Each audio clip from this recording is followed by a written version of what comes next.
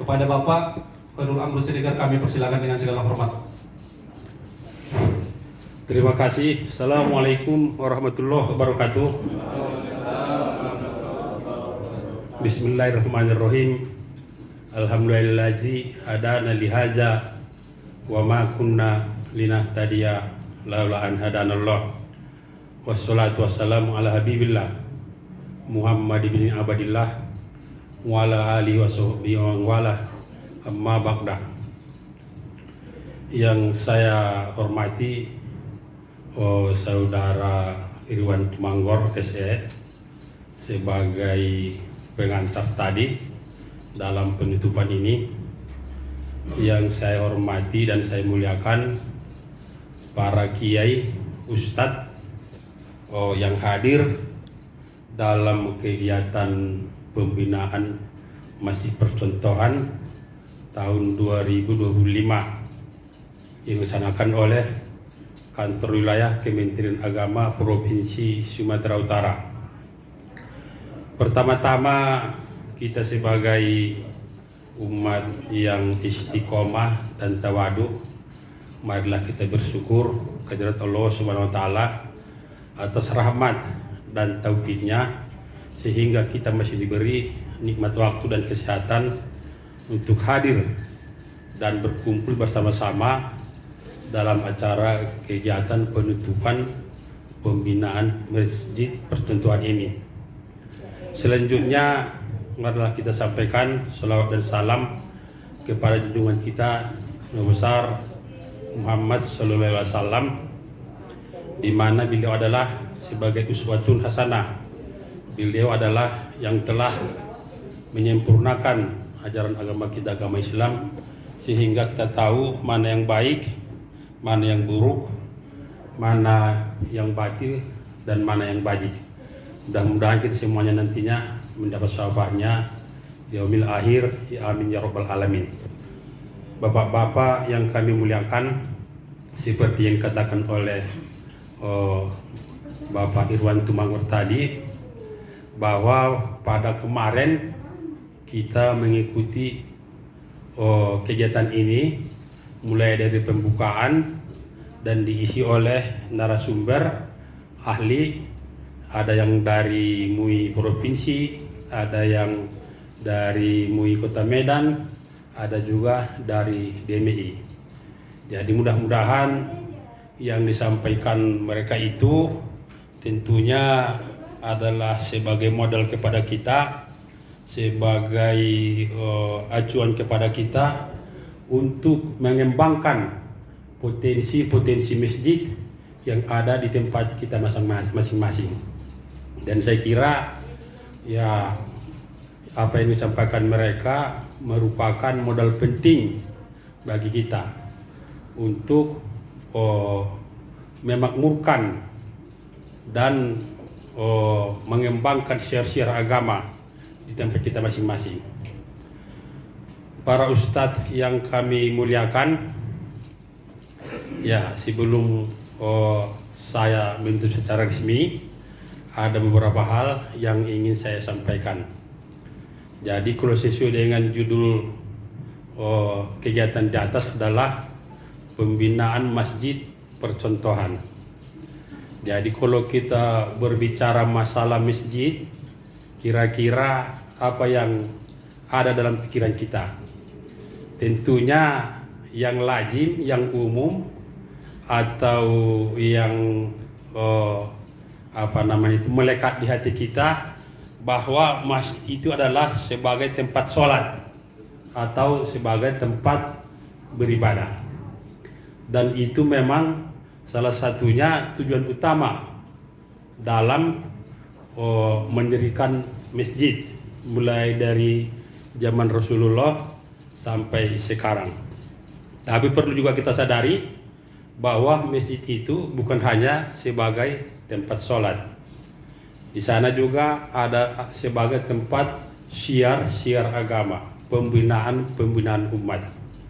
Makanya kalau saya mengatakan bahwa pembinaan umat ini sangat perlu digalakkan di tengah-tengah masyarakat. Karena kita lihat semakin lama semakin hari bahwa salah satunya indikasi makanya perlu ditingkatkan siar agama ini, kita lihat dari masyarakat kita yang dimana bahwa yang namanya maksiat makin merajalela, ya, terus menerus, baik itu namanya pergaulan bebas, masalah narkoba, masalah pencurian dan lain-lain. Ya, saya itu dulu pernah itu lewat di Unimed itu, di situ di atas jalan tol itu kalau dulu itu banyak sana orang berpacaran itu. Jadi seperti dulu dibina itu hal-hal yang seperti itu. Iya. Pernah suatu malam saya lewat di situ, jadi saya lihat luar biasa. Perempuannya itu sudah nggak pakai celana lagi. Iya, maksud saya pakai rok. Itu maksudnya. Bukan telanjang, enggak. Iya. Jadi kutengok istrinya juga nggak pakai celana, rupanya pakai rok. Jadi seperti itu. Jadi itulah sebagai tempat siar agama. Apalagi sebagai tempat pengajian. Iya. Kan ada namanya maghrib mengaji. Jadi kalau bapak-bapak semua kan pengurus masjidnya ini. Iya kan? Jadi kalau kita pengurus masjid ini, jangan harapkan di situ uang atau materi. Saya dulu pernah juga jadi pengurus masjid dulu, tapi sekarang dipecat orang, nggak tahu saya. Iya. Dulu ada waktu di tempat kami bangun masjid, saya sebagai sekretaris pembangunan. Karena saya pernah curigai orang. Jadi waktu itu kertas saya Astrea Grand. Saya jual itu, saya buat DP, saya beli ke Astrea Subra. Jadi bilang orang lah di situ ada sampai ke kuping saya beli kertas Astrea Subra yang baru dengan uang proposal dari masjid. Dari situ gondok saya mengundurkan diri jadi sekretaris pembangunan masjid itu. Jadi selanjutnya masjid ini juga adalah sebagai tempat pengelolaan zakat, infak dan sedekah, dan itu pun harus kita kembangkan itu. Jadi banyak peluang-peluang di situ. Tapi ada juga tantangan dalam masjid ini. Rupanya masjid itu banyak berkeliaran setan. Iya. Dulu pernah ada pengaji itu mengatakan, jadi katanya setan ini berjenis-jenis. Kalau manusia itu yang mau digoda itu orang hebat, setannya pun hebat menggodanya. Jadi kalau yang di BK yang mau digoda itu ketua BKM, yang menggodanya pun ketua BKM-nya setan. Iya. Saya selama pegawai, iya, udah 27 tahun, yang paling pening kepalaku sekarang itu, dan paling pening kepalaku sekarang inilah. Banyak kali masjid yang berantam, yang bergaduh. Iya. Sehingga masjid ini ada semacam indikasi menjadi perselisihan, perpecahan. Dan hampir 99% di masjid itu ada perselisihan. Bukan hanya di masjid saya. Saya yakin di masjid bawah pun ada juga begitu. Iya kan? Umum kan? Berarti setan di situ banyak berkeliaran. Menurut itu. Di masjid saya pun begitu, sampai ada yang pindah tempat tinggal. Iya. Ini sekarang ini ada lagi itu di daerah Aksam Kumbang sana, Masjid Betul Rahman. Sampai sekarang ke pengacara, ke pengadilan. Gara gontok-gontokan. Iya. Kan aneh itu. Dalam hal itu. Padahal itu kan rumah Tuhan. Iya. Seharusnya kan mempersatukan umat. Tapi menjadi perpecahan. Jadi situ namanya itu aneh. Jadi saya pernah cerita dulu masalah orang aneh ini. Saya pernah menemukan seorang yang sangat aneh. Waktu itu saya di Jakarta ada pelatihan. Waktu saya dulu masih kasih zakat. Berkebetulan teman saya satu kamar orang Papua. Tahu loh Pak, orang Papua ada ya jobong-jobongnya. Iya kan? Apa artinya itu? Ada agak leler-lelernya lah. Iya, ada lucu-lucunya. Jadi pagi-pagi habis sarapan, ku tengok dia menggoyang-goyangkan perutnya begini.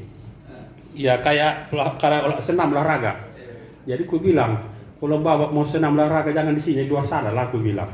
Di sini kan nggak nyaman, sempit, ku bilang. Dia bilang, saya Pak bukan ini senam. Jadi kenapa, ku bilang? Saya ada penyakit lambung katanya. Jadi waktu saya mau berangkat di sini kasih dokter obat sirup. Jadi dibilang dokter itu sebelum diminum dikocok dulu katanya. Lupa saya mengocoknya katanya. Makanya di sini saya kocok katanya. Kan aneh juga namanya itu. Lupa saya mengocoknya katanya. Padahal di situ dikocok dulu sebelum diminum. Lupa dia kata makanya kocok dalam perutnya. Memang itulah kalau orang Papua dalam hatiku. Iya. Jadi kepada bapak-bapak, ya janganlah masjid ini kita jadikan sebagai tempat-tempat yang bisa memecah belah umat.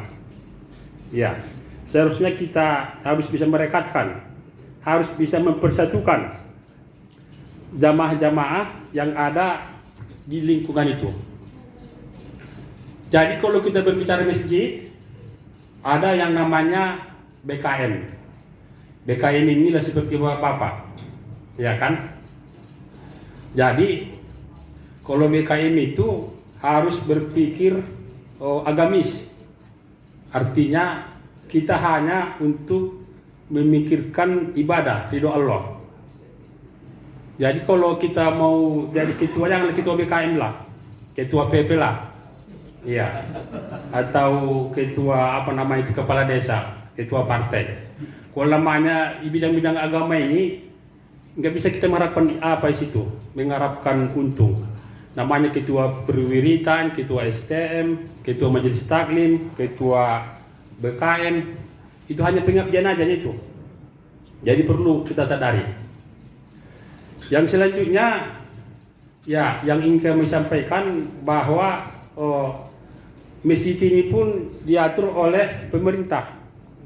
Ya, ada PMA nomor 54 tahun 2006 tentang Badan Kesejahteraan Masjid. Kau kita lihat nanti di WA nanti ada itu. Ya.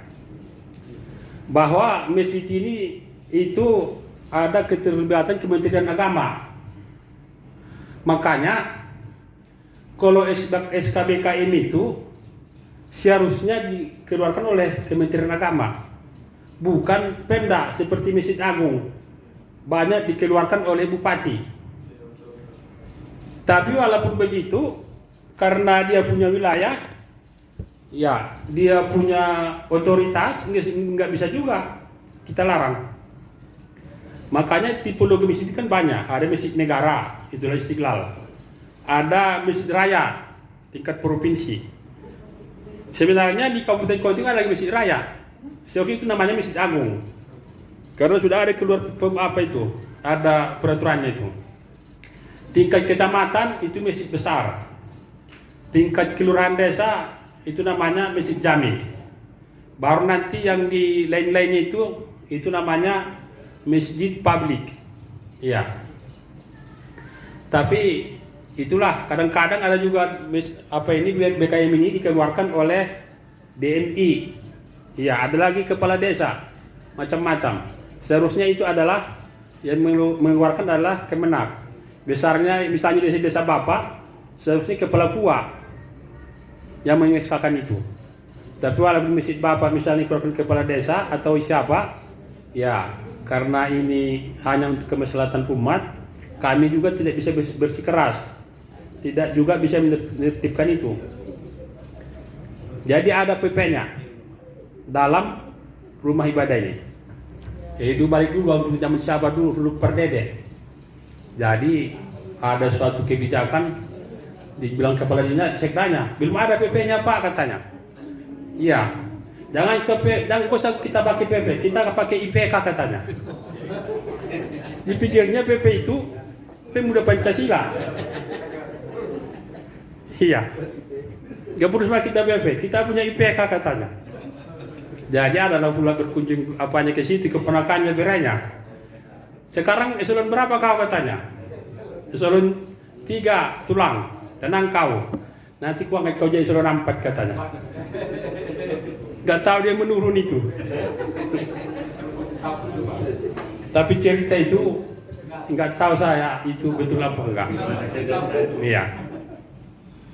Jadi masjid itu bermacam-macam tipologinya, berbeda-beda. Iya. Ada masjid negara, ada masjid raya tingkat provinsi, masjid agung tingkat kabupaten kota, masjid besar dan lain-lain. Jadi memang manusia ini ciptakan berbeda-beda, bermacam-macam. Ada yang kaya, ada yang miskin, ada yang hitam, ada yang putih. Bayi pun tidak sama semua. Bayi laki-laki dan perempuan tidak sama itu. Iya. Coba dulu Ustaz ini dulu. Apa bedanya bayi laki-laki dengan bayi perempuan kalau dilahirkan? Kalau bayi laki-laki dihasilkan, kalau perempuan ditomatkan. Oh iya, bisa betul juga itu. Tapi ada perbedaan yang lain yang sangat mendasar. Kalau bayi perempuan menyusui 2 tahun, bayi laki-laki seumur hidup.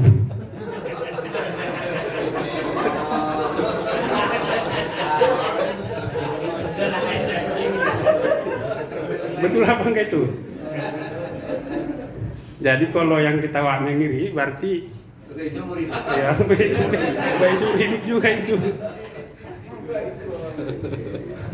Iya kan? Ya.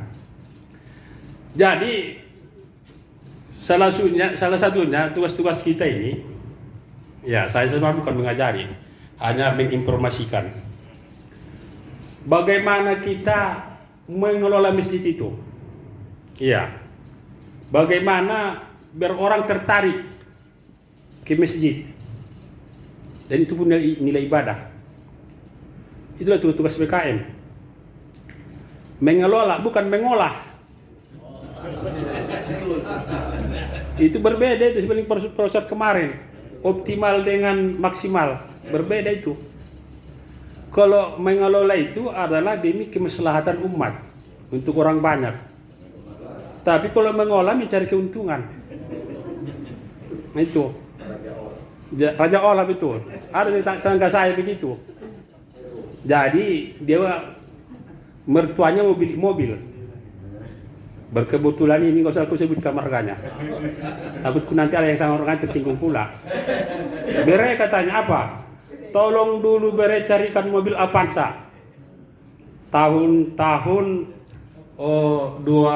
berapa katanya hari itu? Tahun 2015. Ya nan tulang katanya. Carinya lah kan. Dapat. Berapa harganya Bere? 175. Dia bilang. Karena dia sama mentunya, yakinlah dia kan. Ini cerita yang mengoleh ini.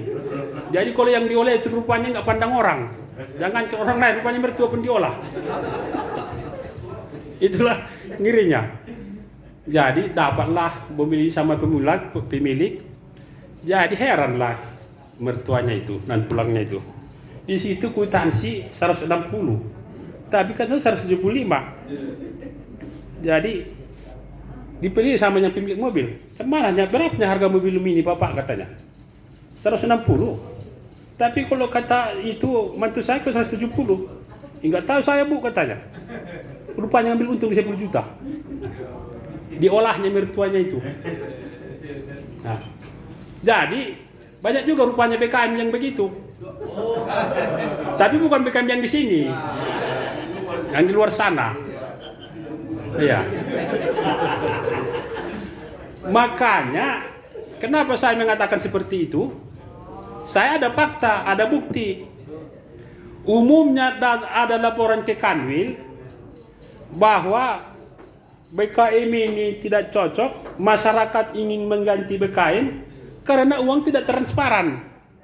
Umumnya itu laporannya.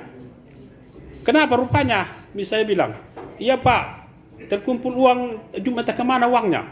Iya, dikumpulkan uang dari masyarakat, terkumpul 20 juta. Kita kan bisa mengkaji katanya, berapa harga pasir satu truk, berapa batu bata, berapa ongkos tukang. Kami hitung sekitar 15 jutanya Pak katanya.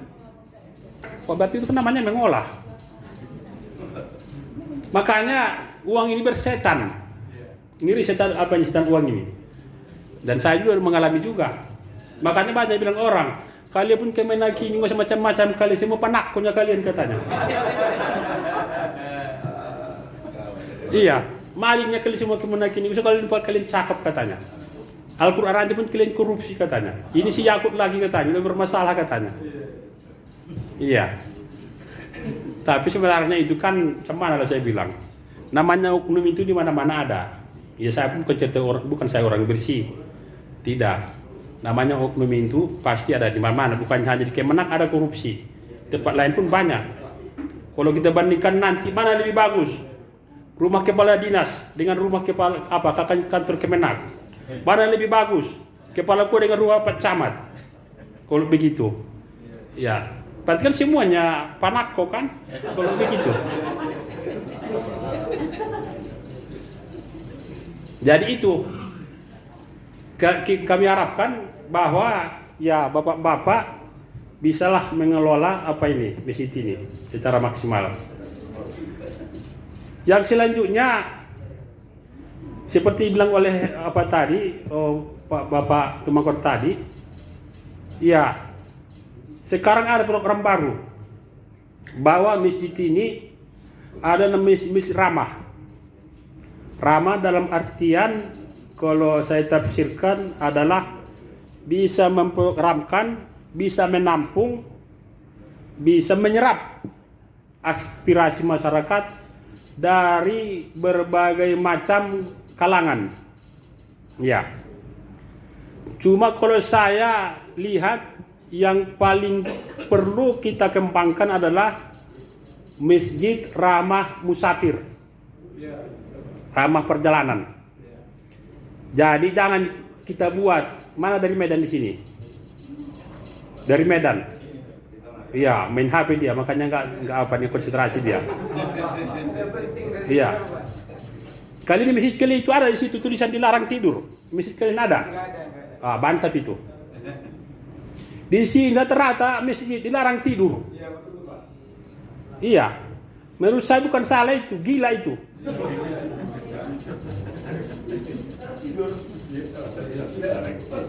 Di sini rata-rata begitu. Jadi menurut saya BK yang seperti itu mengidap penyakit S4. Susah melihat orang senang, senang melihat orang susah. Kutanya dulu Bapak dulu. Ada orang yang capek, yang ngantuk, istirahat di masjid, tidur dia, kita bantu, kita fasilitasi, berpahala apa tidak? Jadi kenapa dilarang kalau gitu rata-rata? Dia bilang katanya hanya tidur. Maksud saya begini, nanti ketika waktu sholat bangunkan dia. Kan sholat dia. Daripada dia, begitu dia kita usir nggak boleh tidur, dia sakit hati, belum tentu dia sholat zuhur. Iya, orang di Masjidil Haram aja boleh tidur kok. Mana lebih hebat rupanya? Di Masjid Nabawi bisa tidur kok. Itu sebenarnya saya berprinsip seperti itu. Ya, silakan dia tidur, walaupun namanya ya Gojek, apa namanya itu orang-orang tukang becak, mohon maaf. Iya. Nanti waktu zuhur bangunkan dia, sholat. Jadi di Medan ini rata-rata begitu. Ini nggak tahu saya bohong apa nggak dia ini. Memang ada. Dan boleh tidur di situ di dalam. Masjid kami itu agak ke dalam satu posisinya. Masuk ke gang. Satu. Yang kedua memang kita ada rumah yang tadi saya bilang tempat tahfiz dulu. Iya. Udah tidak ada tahfiznya, di situ ada tempat tidur. Ada tempat tidur yang nggak dipakai lagi sama tahfiz. Kadang orang tidur di situ. Iya, cocok itu. Tapi rata-rata di begitulah dia. Dilarang tidur di dalam masjid. Oh, ini masjid BKM-nya ini nggak kurang paham agama ini dalam hatiku. Nggak tahu apa ini. kurang apa ini, kurang kepedulian ini dalam hatiku. Dari masjid ramah musafir, apalagi seperti kita, seperti tadi ada dari Paluta, ya ada masjid raya dari masjid di Desa Pamutaran, saya tahu di situ dua-duanya. Ya, itu bisa, kalau bisa dikelola itu tempat-tempat orang singgah untuk istirahat. Kalau bisa sampai malam. Ya, karena kita pun apa itu berpahala kita itu. Apa? 4 jam Pak. 4 jam dibuka masjid itu, Pak. Nah, itu yang bagus. Berarti kan dulu lah punya kemenak kedua, Pak. Iya, 24 jam dibuka. Iya. Itu bagus sekali itu. Karena kita membantu orang yang memerlukan bantuan. Sangat bagus itu. Ada lagi masjid ramah anak. Kadang-kadang kita kalau ada anak-anak mesti kita usir. Sana kalian. Padahal itulah kader-kader kita, pengganti-pengganti kita untuk memerlukan masjid itu. Seharusnya anak-anak itu harus kita arahkan, kita bina. Bukan kita marahi, bukan kita sengkak. Ya, bukan kita usir. Seharusnya begitu. Bagaimana kita membina anak-anak ini biar cinta di masjid. Yang selanjutnya ada lagi ramah disabilitas. Artinya masjid itu orang-orang yang cacat lah, misalnya orang-orang yang fisiknya ya kurang apa namanya itu, kurang sempurna. Selanjutnya berbicara kita masalah masjid, ada namanya juga imam. Ini pun sering bermasalah ini, imam ini. Ya, makanya saya bukan orang pesantren. Saya itu kalau sholat, kalau masih ada yang lain nggak mau saya jadi imam, kecuali nggak ada lagi. Iya, karena saya tahu diri. Kadang-kadang imam ini sakit kepala kita mendengarnya. Nggak tahu kita yang mana jim, zal, za, rata semua. Sin, sha, sod, sama semua. Padahal beda-beda. Jadi ceritakan sedikit dulu masjid kami. Ini agak aneh juga ini. Jadi ada orang apa di situ, orang tetap di situ. Kami kan pendatang. Orang kalau di Medan ini kan rata-rata banyak pendatangnya.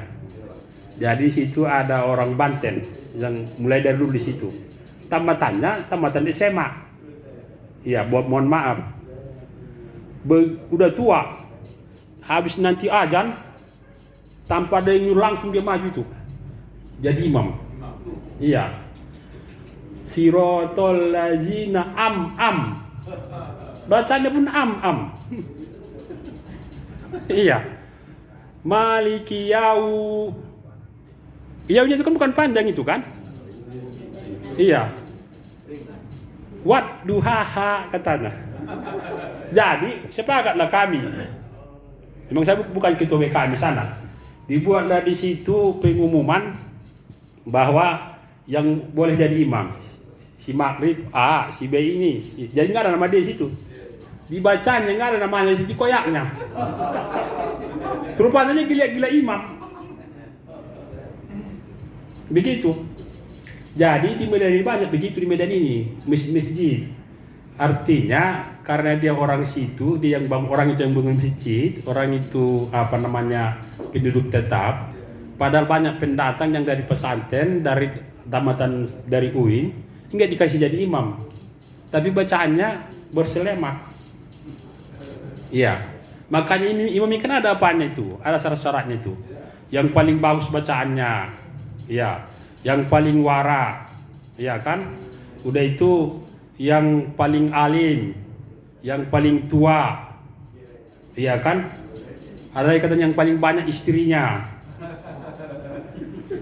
Jadi ada itu di Yaman, kata orang itu, di satu kota kecil. Di situ katanya asal ketua BKM rata-rata 2 istrinya. Kalau yang sini nggak tanya apa yang 2 ini.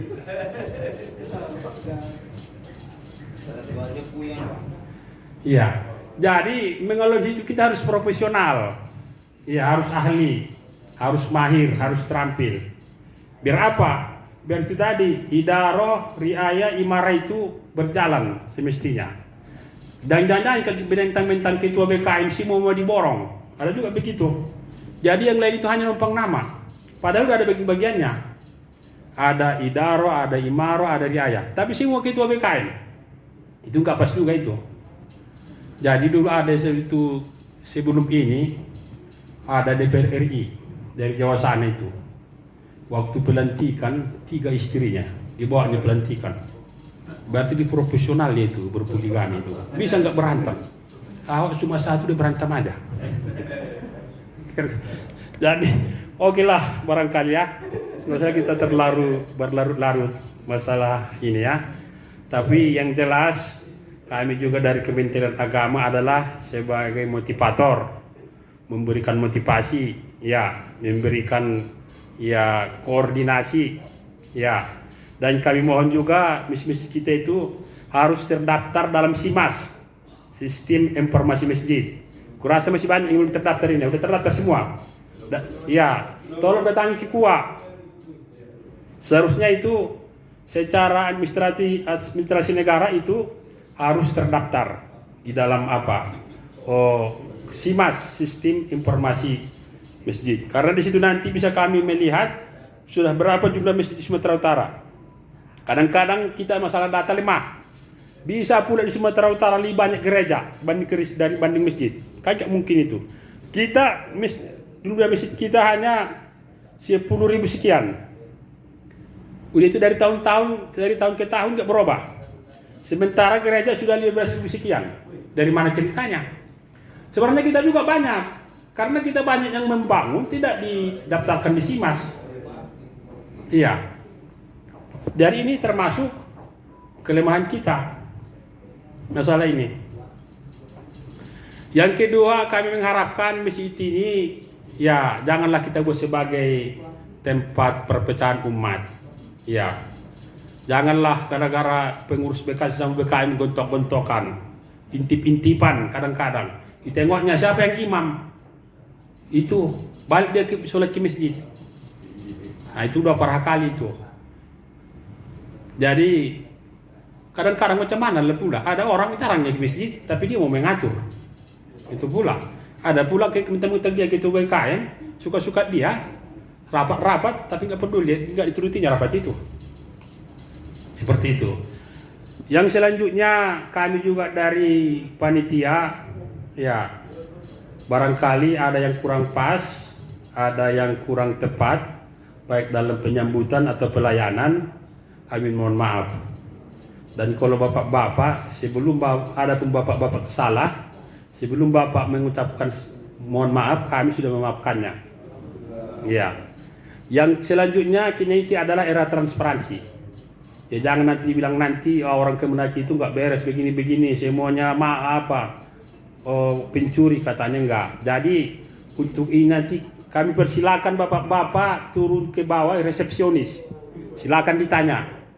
Ya, nggak ada sembunyi-sembunyi di sini. Artinya kita di sini adalah satu malam menginap dengan fasilitas sekali makan siang, 2 kali snack, sekali makan malam, 1 kali sarapan. Jangan berpikir semalam kalau nggak ada snack. Ya udah berapa untung panitia ini? 15 kotak kali sekian. Ini dipercepatnya penutupan biar jangan ada makan siang. Memang nggak ada makan siangnya di anggaran itu. Ditanya ke bawah kalau nggak percaya. Makanya saya semalam dari malam jam 9 saya lari. Karena takut saya nanti saya di situ, mana sini kita, mana apa kita, kopi kita. Enggak ya kuping saya, udahlah mau selesai lari dalam hatiku. Jadi enggak ada. Jadi 1 kali makan siang, itulah yang semalam. Makan siang. Makan malam 2 kali snack. Itulah ini sekarang dari semalam sore. Baru makan siang enggak ada lagi. Makanya aku bilang sama apa tadi, ya jangan lama-lama ya nanti minta makan siang itu payah kami, aku bilang. Emang enggak ada lagi. Yang kedua ada transport kami sediakan, tapi dicatat kami di situ hanya menggantikan jasa transportasi bus ekonomi. Ada yang dari Palas di sini, ya dari Palas misalnya naik berumun, misalnya ongkosnya dari sana 150.000, ya kan, pulang pergi 300.000, baru dari Amplas ke sini naik angkot katakan 20.000. berarti yang kami ganti hanya 320.000. Iya. Itulah itu yang kami bilang di surat itu. Ya nanti kalau Bapak nanti dapat 800, alhamdulillah. Iya. Berarti udah melebihi target itu. Lepas makan siang, Pak. Iya, lepas makan siang. Jadi nanti apapun nanti yang ditransfer, ya memang segitulah. Enggak ada yang dipotong-potong itu. Udah kelihatan angkanya. Ada yang tekor. Maksudnya kalau ada biar ku ganti. Iya. Tapi alhamdulillah. Ya kita ini harus banyak bersyukur. Iya. Udah dapat tas, ya dapat makan, dapat transport segala macam. Dapat ilmu lagi. Ya jangan lagi anggap panakko ya. Yang penting tidak pemutihan, Pak.